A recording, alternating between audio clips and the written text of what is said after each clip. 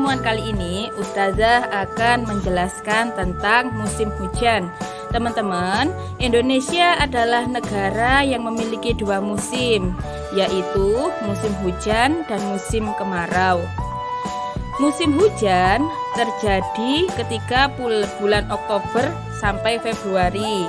Terjadinya karena adanya angin muson barat. Ketika ada hujan turun, kita harus mengucapkan doa dulu. Bagaimana doanya? Yuk ikuti Ustazah. Doanya adalah Allahumma shayyiban nafi'ah. Bisa ya, tirukan sekali lagi. Allahumma shayyiban nafi'ah. Sekarang Ustazah akan menjelaskan ciri-ciri musim hujan. Yang pertama, terdapat awan yang berwarna abu-abu. Yang kedua, angin bertiup kencang.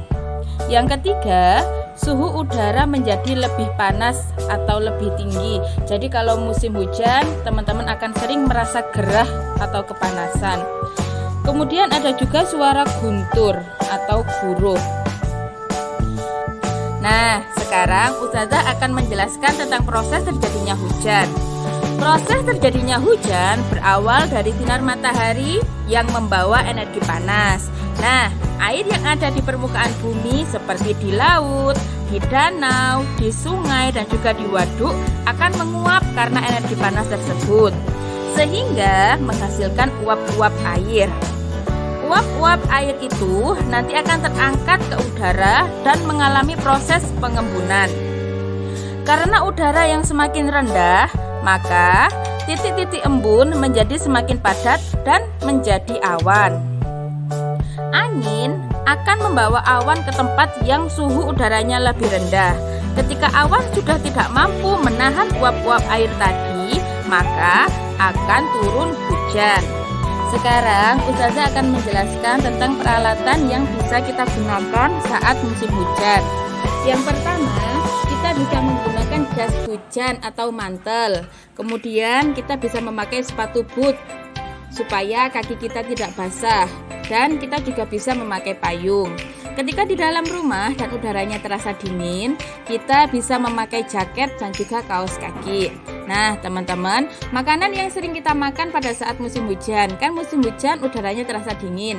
Berarti kita mencari makanan yang panas ataupun berkuah, seperti bakso, soto, ini kesukaannya Ustazah sangat. Ataupun minuman yaitu ronde, teh panas, kopi panas, ataupun susu, semua Ustazah suka. Nah, sekarang kita belajar tentang manfaat turunnya hujan. Yang pertama, sebagai persediaan air minum. Yang kedua, sebagai sumber air bawah tanah, yang nantinya air bawah tanah ini bisa digunakan untuk mengisi sumur.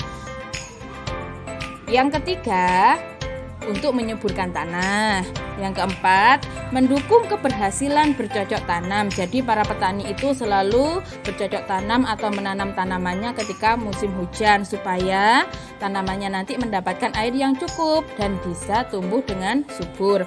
Yang kelima, memperbaiki kualitas udara.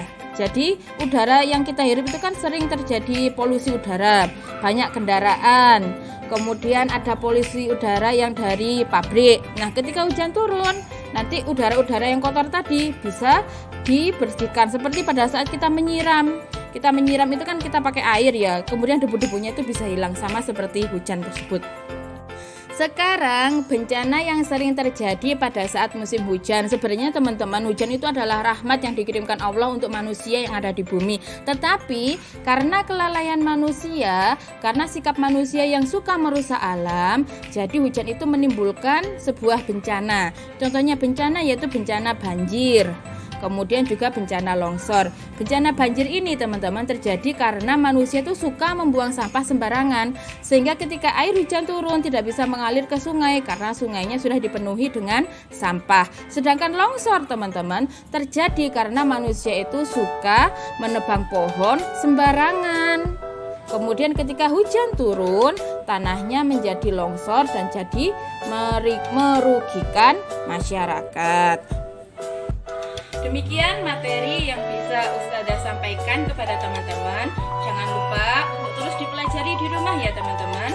Ketika teman-teman keluar rumah, usahakan selalu pakai masker dan sering-seringlah cuci tangan supaya kita terhindar dari virus yang beredar saat ini. Saya akhiri, wassalamualaikum warahmatullahi wabarakatuh.